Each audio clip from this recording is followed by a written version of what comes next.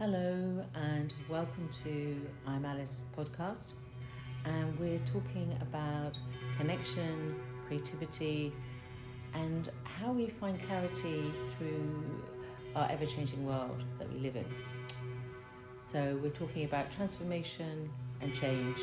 So welcome to this edition of I'm Alice podcast. I hope you enjoy it.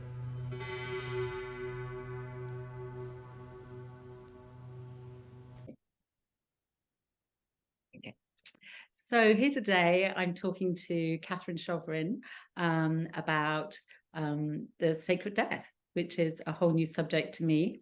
I think we don't really talk about death much these days, or if ever, but I feel this is a really interesting subject to talk about and could help us in the future when our beloveds die and our family and friends. So here's Catherine, and she's going to tell you just a little bit about herself and how she came to this subject and to this practice.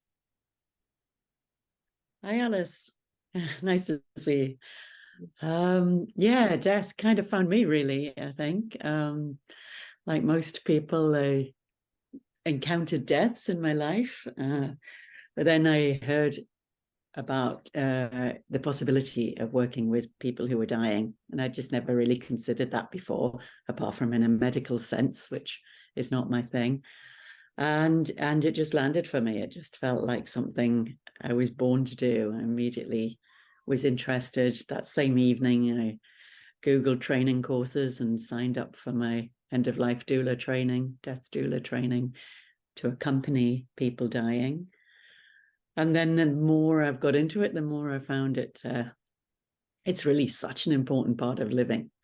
It's changed the way I live, and I think it has the potential to change the way all of us live if we have a better relationship with it. Yeah, I mean, a lot of my friends can't even talk about that. You mentioned the word and they say, stop now. I don't want to talk about it. And it's something that we need to talk about more because it's such a difficult experience to go through. In my experience, I'm sure in yours, it's a difficult process to go through. And I could have done with some knowledge about how I could help the person dying, like say with my father when I was in my 30s. And I mean, it's if you have a good death, then it helps everyone, and including the person. But first, let's tell me a bit about you and your life and what you've been doing in your life, because I'm really interested for people to know about your varied life that you've had. I know you've had a very interesting life living in many countries and doing many different jobs and experiences. Yeah, it's been quite a journey from being a maths graduate and working in the oil and gas industry to this kind of life that I have now, of much more the life that I want to live and less the life I was programmed to live. I think lots of us have been through that experience. I've lived in 4 continents. I've raised 3 kids. I've worked in business. I've run my own business. And now really enjoying the freedom of doing the things where my heart takes me, doing the work that feels the most gratifying, the most important to be doing. And writing the book about death and working in the death area has been a really important part of that for me. Yeah, I'm really looking forward to reading the book. So hurry up and put it out so we can all be inspired by sacred death. So tell me, what is sacred death? How would you Well, I think in the West especially, we've kind of done a number on ourselves around death. We've allowed it to become a very scary, distant thing. If you think back to our ancestors, somebody would have died in the home. They probably would have been cared for in their last weeks and days in the home. Then the person would die, then they'd still be in the home. Everybody would be involved with washing the body and preparing them, maybe keeping them in the home for a few days until the burial. The kids would be there. Everybody would grow up with that kind of proximity to death. And therefore, things are less scary if you know them and experience them. And you compare that now to this increased medicalization of death that we have in the West, where firstly, we have a society where you're not even allowed to grow old and get grey hairs, let alone die. It's seen as some kind of failure. We use language like they lost their battle, or they, for the medical industry, every death is a failure. And if we allow death to run from that point of view, then that's how we feel as well, which makes every death a tragedy instead of the natural end to the arc of a life and the passing on and the circle of life and the generations informing the next generations. All of the value we could get from death gets suppressed, I think, because we're just in this frozen state where either we can't feel anything because we're just numb to it, or we think we're not supposed to feel anything because the last thing we should do is fall apart at the funeral and make a fool of ourselves. We should be all composed and not showing emotion. Or within 3 days, we're supposed to be back at work and perfectly all right when we've just lost a parent or a sibling or a close friend. And all of that emotion hasn't stopped existing just because we don't acknowledge it. It just gets shoved down. And I work with people where that stuff's been shoved down for 30 years, maybe, and only when it's given space to come out can it start to be processed. And the gifts of every death has some gifts for us, some learning, some opportunities for growth. They get lost too if we don't ever face up to it and acknowledge it. Absolutely. So for me, I think it's important that it's seen as a sacred moment, and that doesn't need to be a religious thing. I'm not peddling any particular religious point of view. It's just that it's a sacred, it's precious. It's like the moment a baby is born. It's a pivotal moment, and how beautiful to be able to just be in that moment and experience it fully in all of our humanity, in all the humanity of the person who's being born or dying, or ourselves being born or dying, and not have that taken over by machinery and bright lights and people shouting and over this earnest attempt to preserve life at all costs, even when the doctors themselves some doctors have said to me, they often might feel the kindest thing would be to let the person go. The person's ready to go, but they're under pressure from the system, maybe from the family, to do whatever you can, doctor, just do whatever you can, even if that terrible quality of life for the person.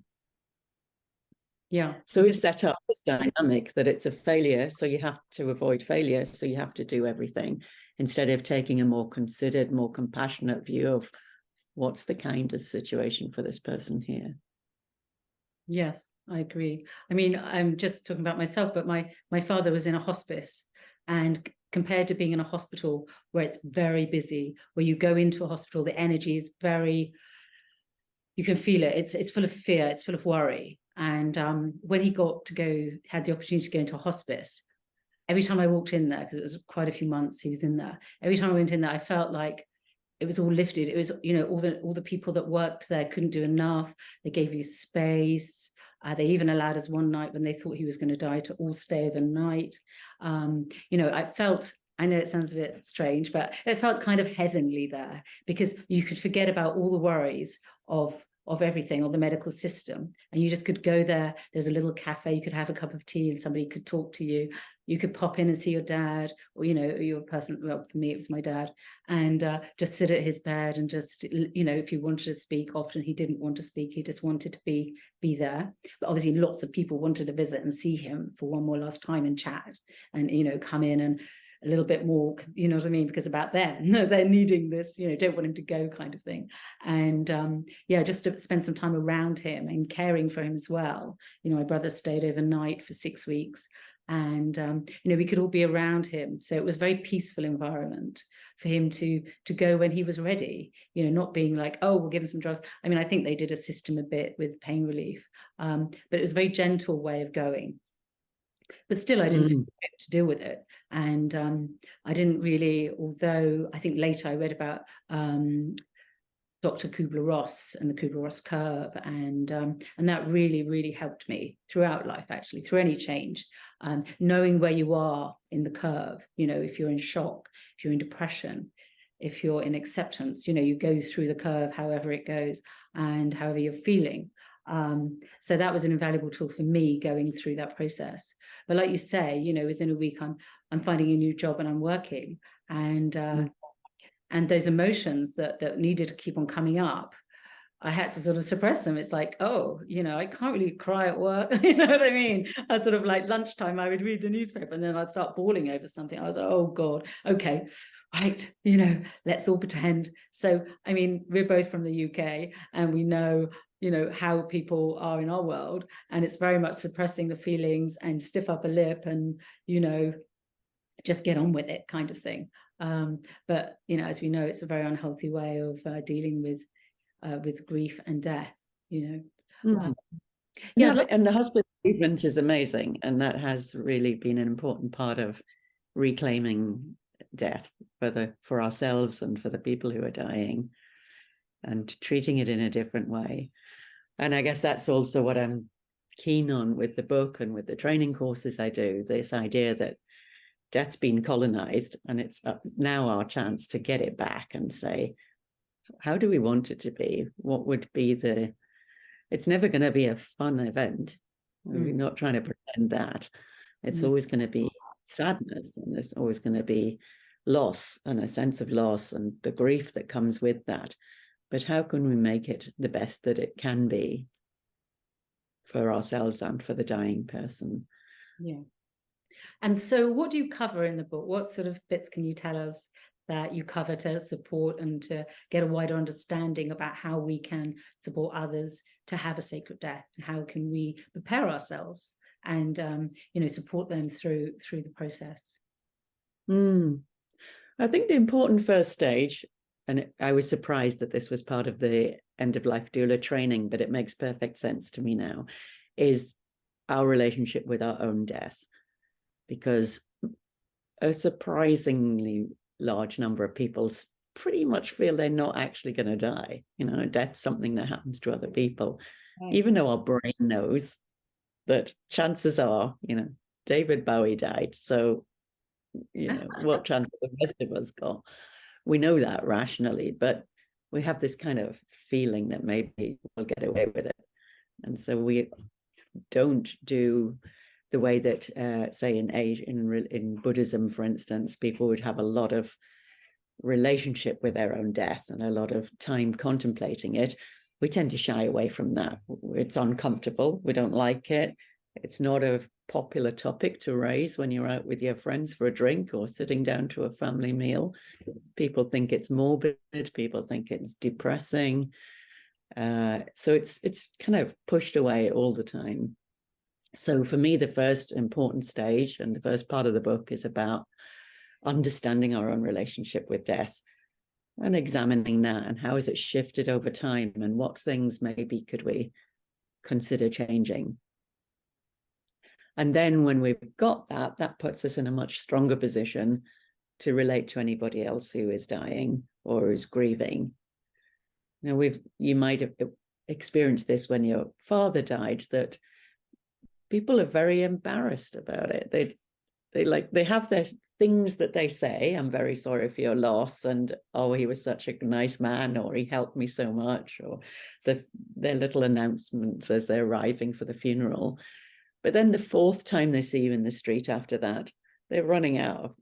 They don't know where to go. They don't know if they maybe should pretend it never happened and talk about something else, or be all sympathetic, or there's just so much awkwardness around death.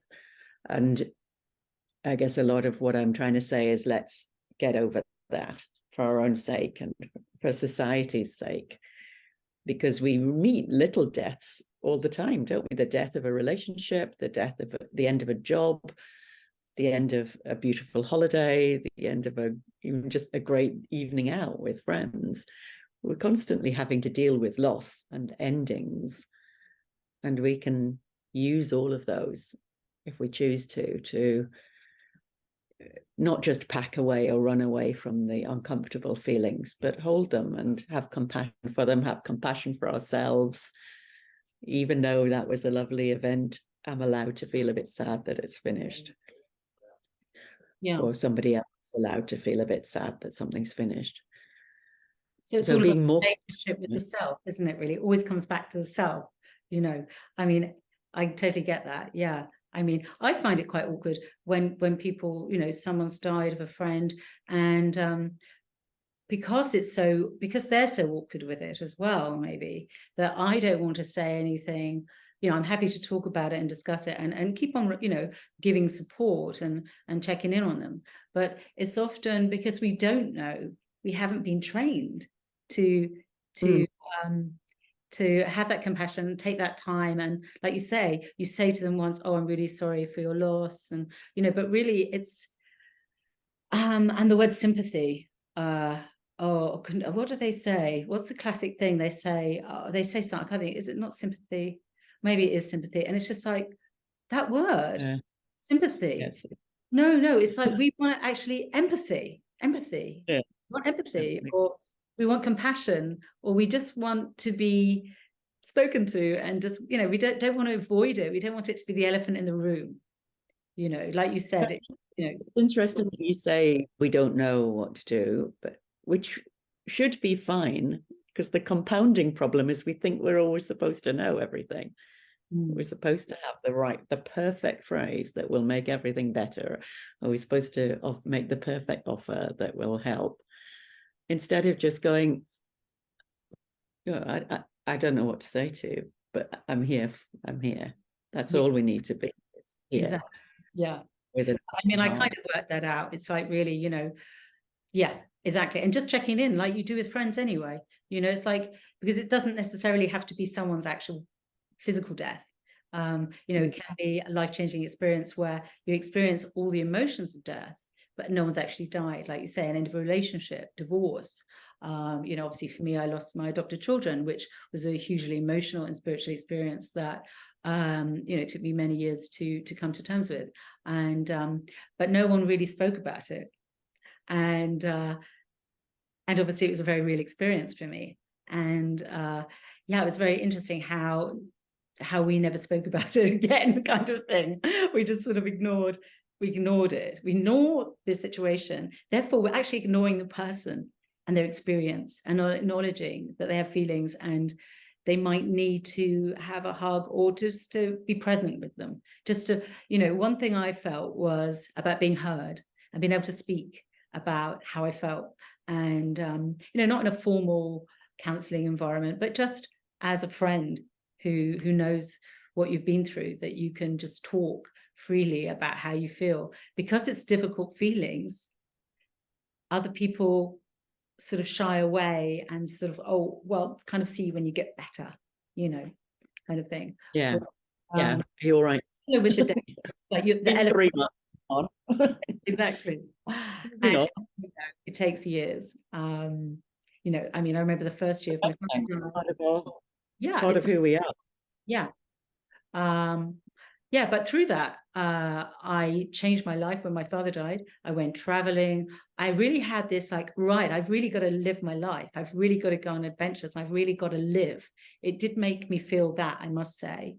And it gave me a lot of strength. And I was just determined. So it's like, yeah, you know, a death of my father, he was 66, I was 32. I was just like, right, I've got to live life now. So like you said, there's lots of gifts that come from that experience.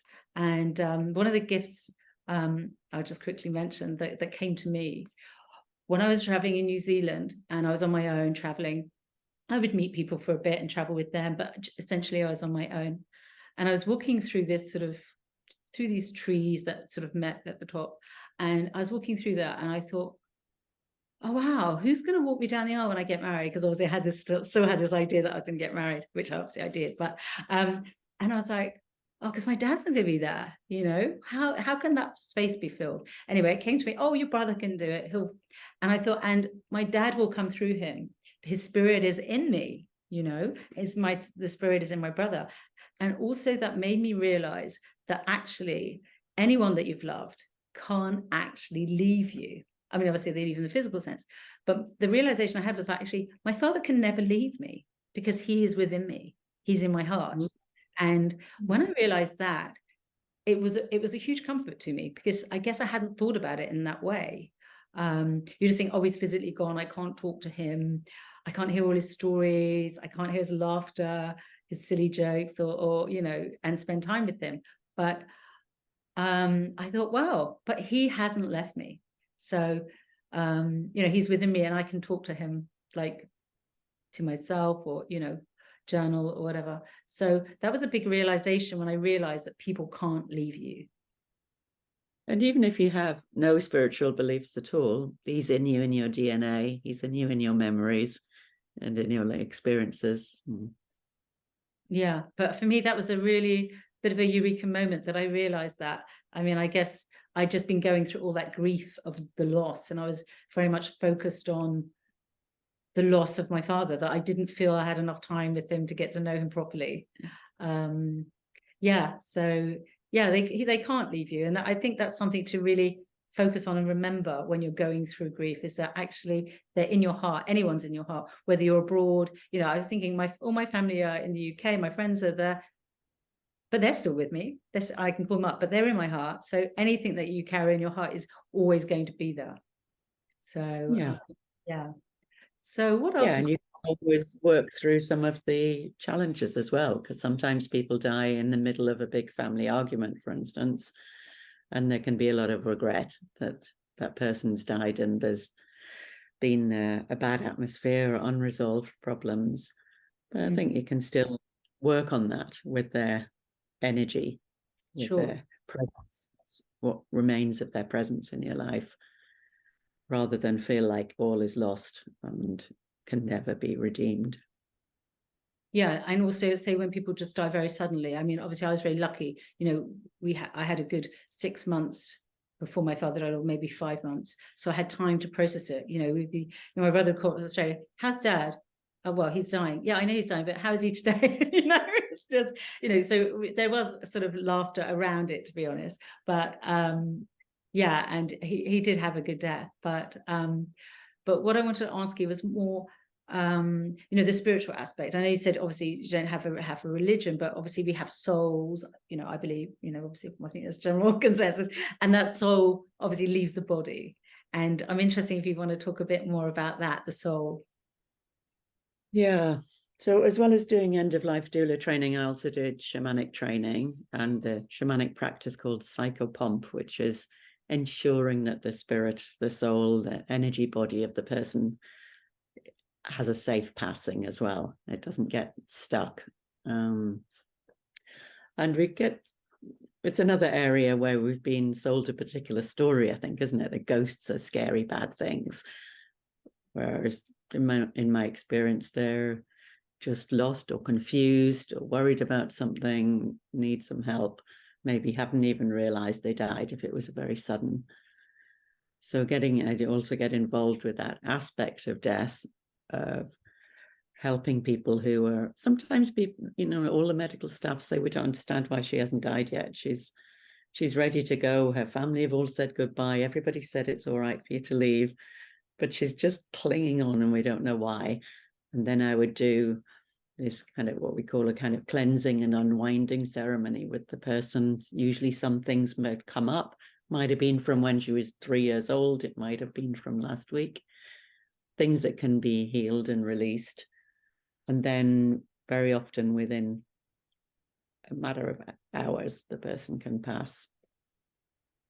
And also after death, if somebody feels like there's some discomfort still, that there's maybe in the place where the person lived, there's trouble, or maybe there's a sense of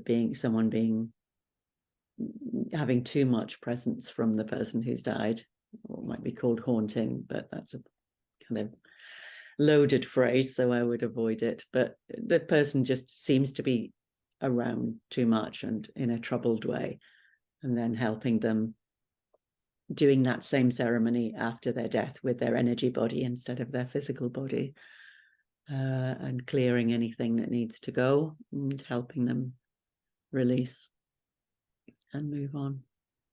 And can you do that remotely? Sorry, I'm just thinking, could you do that remotely about the soul? Can you allow, because, yeah, because time and distance are just concepts, aren't they? And I think in the energy world, they don't exist at all. And Einstein had views about that it's convenient for us to operate in chronological time and 3D reality, but it's not everything. So yes, it's not really any different for me to work with a physical person in front of me or to work virtually. Brilliant. Yeah, that's really interesting because yes, I mean, I know lots of people in the past that, the older people in the, family or, friends of family, and they're very old, they're in nursing homes for very many years. And, their partner had already died and they were on their own. And it's just like, and, I'd go and visit them. And I just think that it's like, what is stopping them from going? What is it?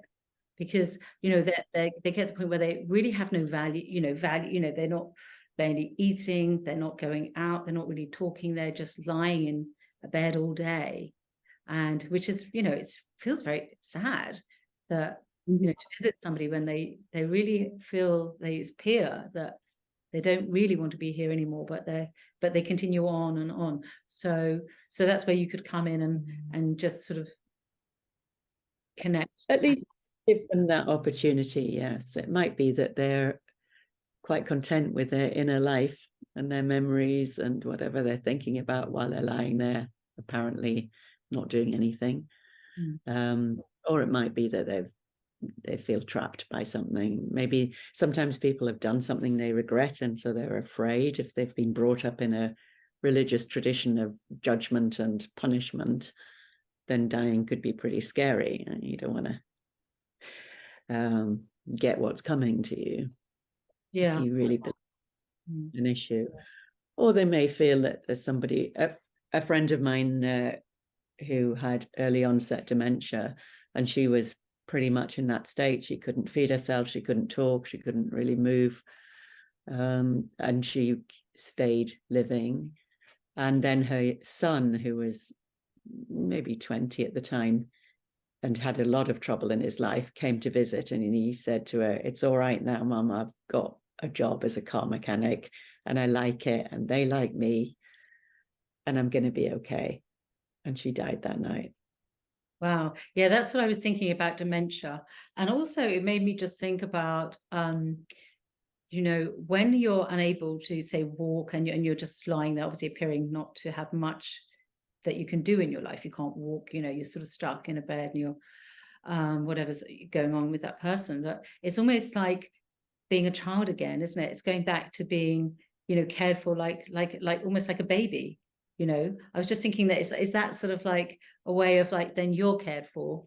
So it's like that turning of like when you're born, obviously you're a baby and you're looked after by everyone, and maybe you need a period of that caring environment or something to quite nice for someone who's spent their whole life looking after other people, couldn't it? Yeah, I don't know, that's just sprang to mind. It's just that then you get all that care and they feed you and they do everything for you, and maybe that is a preparation to go to to rebirth. Okay, brilliant. What about some other things that you want to tell us about the book? So why would we want to buy it and learn about it, or what other sacred pieces do you have in your book that you want to share? Not all of it, but yeah, how can it help? Yeah.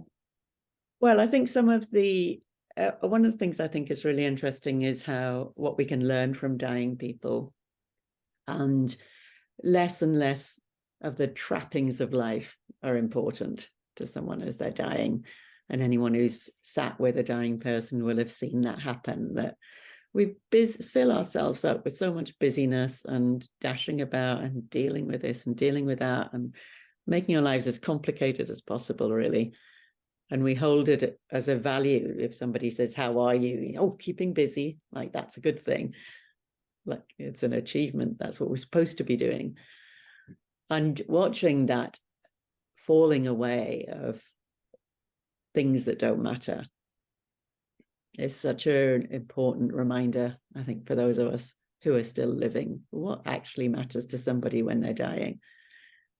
Being with the people they love, having a moment of pleasure from a piece of favorite food or a sight of a flower, a piece of music, being at peace, being comfortable, having that connection with people. Somebody I'm been working with said to me, if the fairy godmother showed up and asked me what I wanted, it wouldn't be a longer life. It would be connection. Yeah. That's what that person wanted most in the last however long it was going to be. To really feel that I think humanity.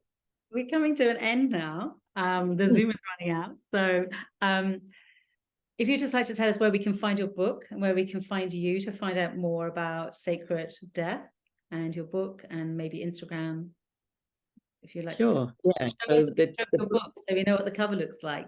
Show us a picture of the book. Do you have it there? No, I haven't got the print. Okay. It's only gone live on Amazon today, and my print copies are in the post. So, okay. But it's almost on Amazon. It's called Sacred Death by Catherine Shovlin.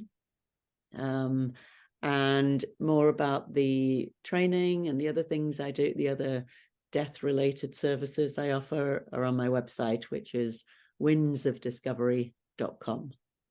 Brilliant. Oh, well, thank you so much for talking to me today, Catherine. I really enjoyed it. And I hope that this will open up the conversation a bit more about death and sacred death. And also that, we're not going to be afraid and so fearful about it, that we can really learn something about it so we can prepare ourselves and others for when that time comes. But in between time, let's enjoy life. And it's been great talking to you. And I look forward to seeing you back in person next year, when hopefully you'll be back in Bali. That would be great. Yeah. Okay. So take Lovely care, to talk to you. and let's speak soon. Thank you for listening today, and I hope you enjoyed it. If you'd like any further information about my work, you can contact me at travelwithalice.com.